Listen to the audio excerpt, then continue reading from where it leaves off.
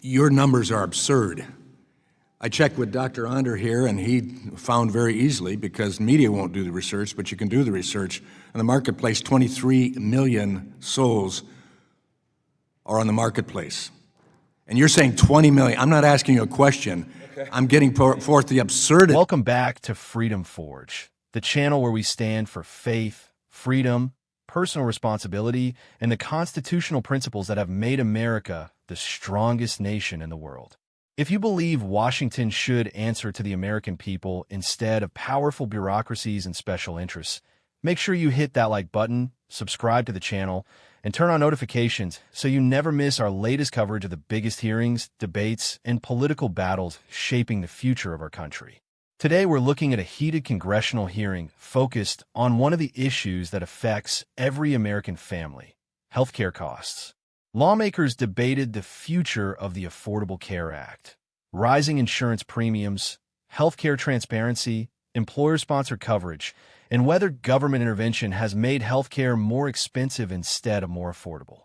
The discussion quickly shifted from political talking points to fundamental questions about competition, free markets, and whether Americans should have greater control over their own healthcare decisions.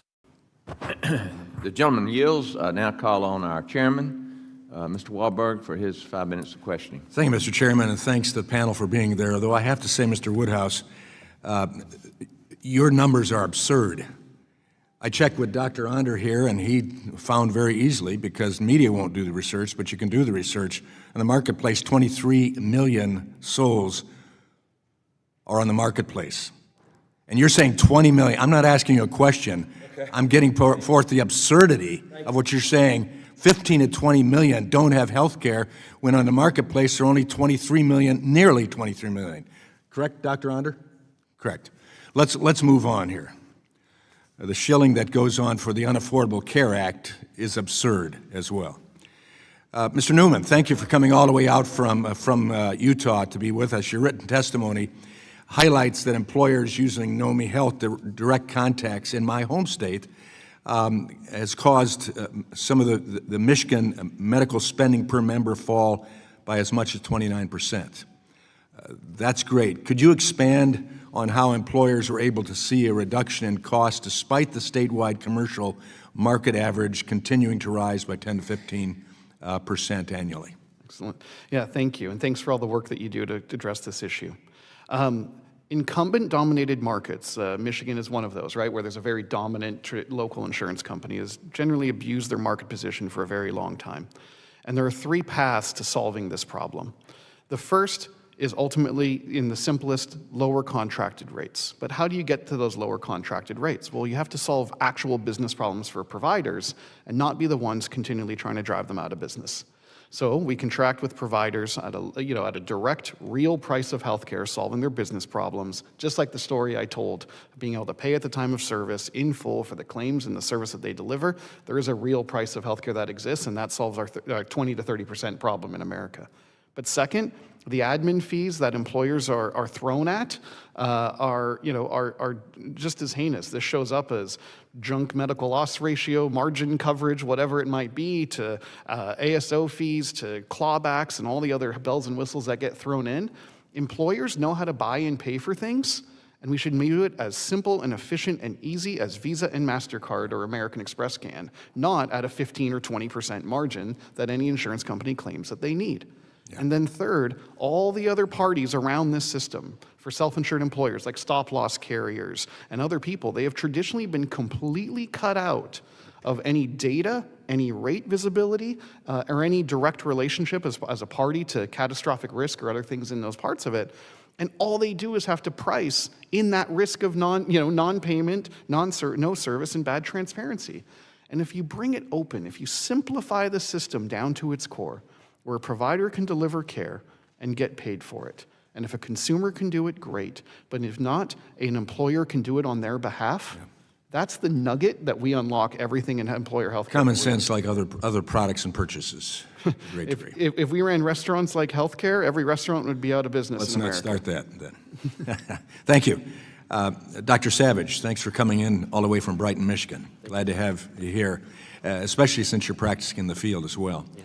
Healthcare costs continue to rise at an unsustainable rate. National health expenditure data showed a 7.2% growth in healthcare spending in 2024, and total of $5.3 trillion in healthcare spending that year. What would be the single most impactful thing that could be done to reduce healthcare costs in the United States? Yeah, well, one of the best mechanisms to access what we've been talking about are HSAs because they're pre-tax. But right now they're limited in their potential because they're mandated to be linked to high deductible health plans. I think that should be severed, that they can exist on their own and that the pre-tax basis of those could be used to purchase a variety of coverage products that the patient wants, not necessarily that they're mandated to obtain. What this would do is free employers from needing to provide coverage, because the reason it's provided through employers right now is because it's done on a pre-tax basis. This would get people who buy it on their own essentially the same tax advantage as people who obtain it through their employers. This would have a massive domino effect which would benefit the whole system, freeing employers to focus more on their core business instead of being de facto insurance brokers. And also it would allow patients to own their own coverage so they're not stuck in job lock. Because they own it over time, they're less susceptible to pre-existing condition issues, and it would engage them to become arbiters of medical pricing, which would exert downward price pressure constraining the excesses of the whole system. Again, simple common sense ideas that can work around an unaffordable Care Act that's caused significant problems. Thank you so much. My time has expired. I yield back. Watching this hearing, one thing became clear almost immediately. There are two completely different visions for the future of healthcare in America. One side believes the answer is always more government involvement, more regulations, and more centralized control. The other believes competition, transparency, consumer choice, and personal ownership are the keys to lowering costs and improving care. Today's exchange highlighted that divide better than almost any hearing we've seen this year. One of the first moments that stood out was Chairman Tim Walberg's direct challenge to testimony regarding the number of Americans who would supposedly lose healthcare coverage. He openly questioned the figures being presented and argued that the numbers simply didn't line up with publicly available marketplace enrollment data. Whether you agree with every number mentioned or not, this illustrates an important point that should concern every American. Too often in Washington, large statistics are thrown around as unquestionable facts. Once a number is repeated enough times, many media outlets simply report it without digging deeper. Healthy skepticism isn't dangerous. It's necessary. Every claim, whether it comes from a Republican, Democrat, government agency, advocacy organization, or policy expert, should be examined carefully. That's how accountability works in a free society. As someone who believes in conservative principles, I think Americans deserve honest debates built on transparent evidence instead of fear-driven messaging. Healthcare is far too important to be reduced to political slogans. Families struggling to pay medical bills deserve facts, not talking points. Another fascinating part of the hearing came when Mr. Newman explained how direct contracting between employers and healthcare providers significantly reduced healthcare spending in Michigan. According to his testimony, some employers experienced reductions approaching 30% despite the broader market continuing to see annual increases. Now think about that. For years, Americans have been told healthcare inflation is simply unavoidable. Premiums rise, deductibles rise, prescription prices rise, employer costs rise. Families are expected to accept this as normal. Yet here was someone explaining that by simplifying the system, eliminating unnecessary middlemen, increasing transparency, and paying providers directly, employers were able to dramatically reduce costs. That should get everyone's attention. One point Newman repeatedly emphasized was something conservatives have argued for decades: competition works. His explanation wasn't particularly complicated. Providers want predictable payments. Employers want lower costs.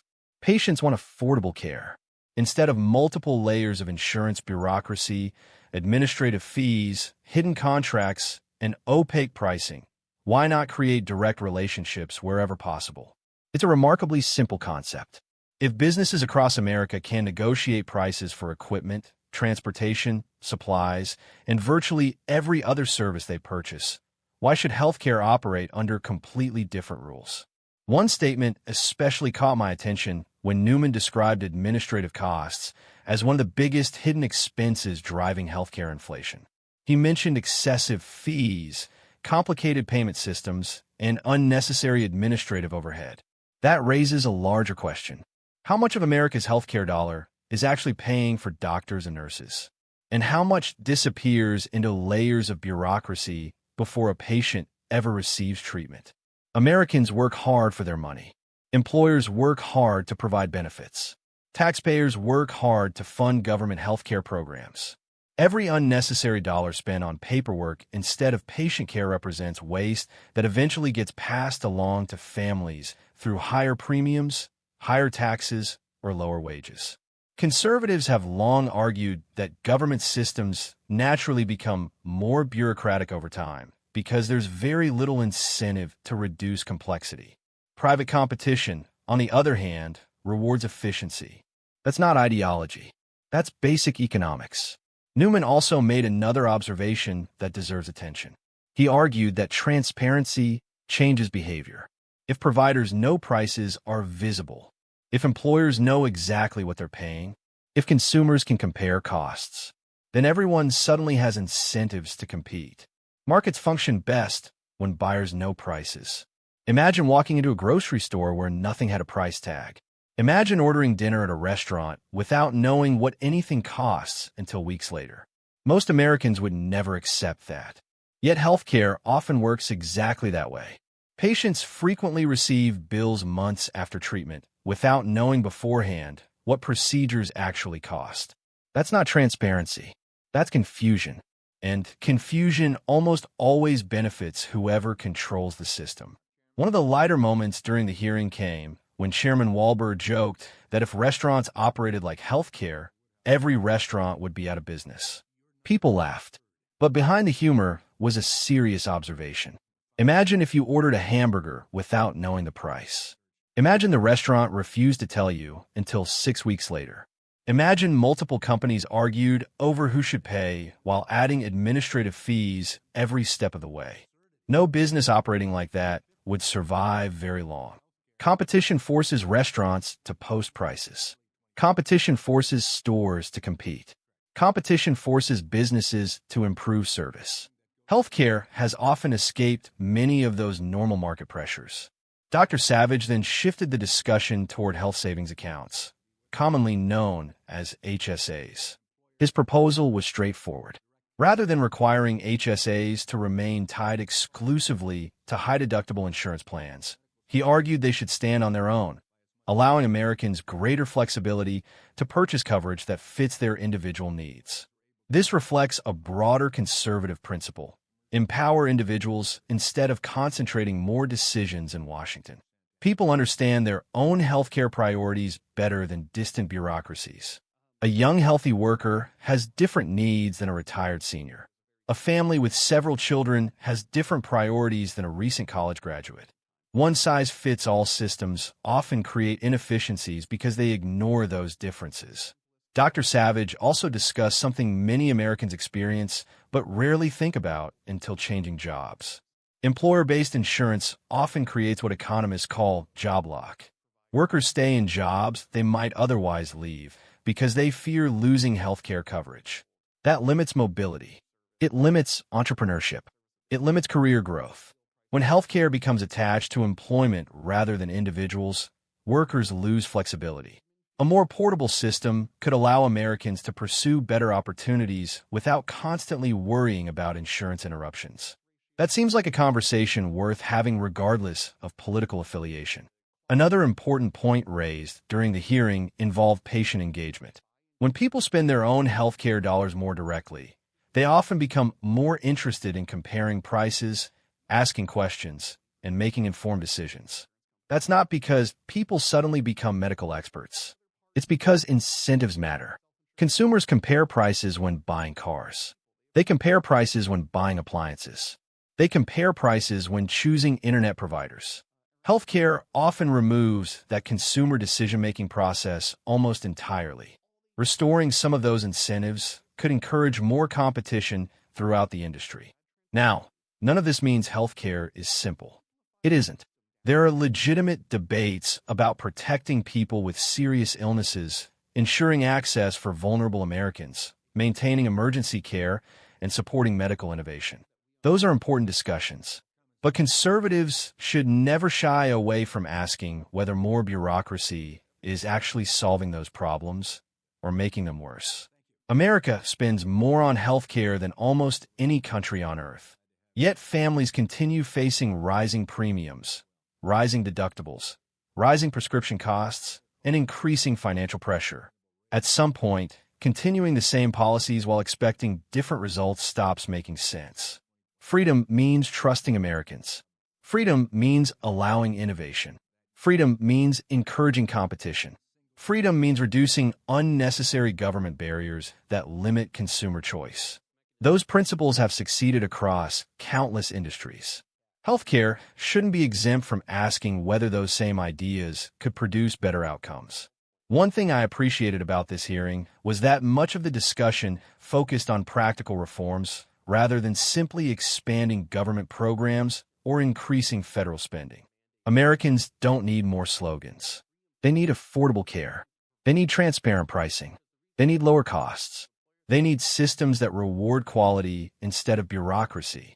Whether every proposal discussed today becomes law remains to be seen. But hearings like this matter because they force policymakers to defend existing systems while allowing new ideas to enter the conversation. That's exactly how representative government should function. At the end of the day, healthcare isn't just another political issue. It's about families trying to afford prescriptions, small businesses trying to provide benefits, workers trying to keep more of their paychecks, seniors trying to manage retirement expenses, and taxpayers wondering whether the trillions already being spent are producing the best possible results. As conservatives, we should continue advocating for solutions that trust individuals more than bureaucracies, reward innovation instead of inefficiency, and strengthen free market competition rather than expanding centralized control. America has repeatedly demonstrated that when people are given freedom to innovate and compete, remarkable things happen. Healthcare should strive toward those same principles. What do you think? Should America move toward more consumer-driven healthcare with greater transparency and competition? Or should government continue playing a larger role in managing the healthcare system? Share your thoughts in the comments below. I read as many of your comments as I can, and respectful debate is always welcome. If you enjoyed this breakdown and want more in-depth coverage of congressional hearings, Senate debates, and the political battles shaping America's future, don't forget to like this video, subscribe to Freedom Forge, and turn on notifications so you never miss our next report.